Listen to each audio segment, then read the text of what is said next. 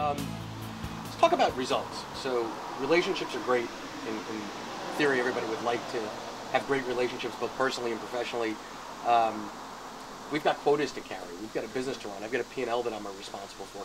Talking about the results that you've seen directly in your clients and your work, the impact that you've had on people individually in the business. Well, I can share a personal anecdote on that. Sure.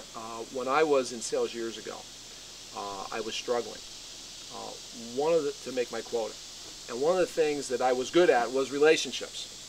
So I sat down with my sales manager and I said, what can I do to distinguish myself, to make myself special in their eyes so they'll move the process along for me? And he said, well, he goes, you've got relationships, so that's not the issue. So ask them for their help. I said, well, why would I ask my client for their help? Salespeople have to know it all. He said, go in and ask each one for their help with two things. One thing is, help me understand why this process is stalled. It felt like we got off to a good start. He goes, and the other thing is, ask them if they would consider moving up their decision to the third week of the month instead of the last week of the month. And I said, why in the world would I do that? He goes, well, think about it. Everybody else is pressing them for decisions the last week of the month. He goes, and you're probably the only salesperson coming to them asking them for help.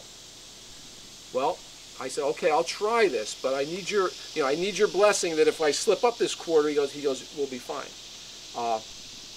Not only were my orders coming in earlier, and I was out building relationships while everyone else was trying to close business at the end of the month, it helped our internal teams because they could process orders at a different juncture in the month, and at the end of the day, I was always like a week ahead of everybody else I was competing with. So you met your quota by the 20th, not the 30th. I had my quota. I was writing quota by the 20th of every month. Got Salesman of the Year that year.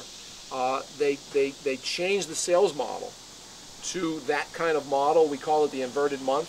Right. And if that is the business performance, I don't know what is, Peter.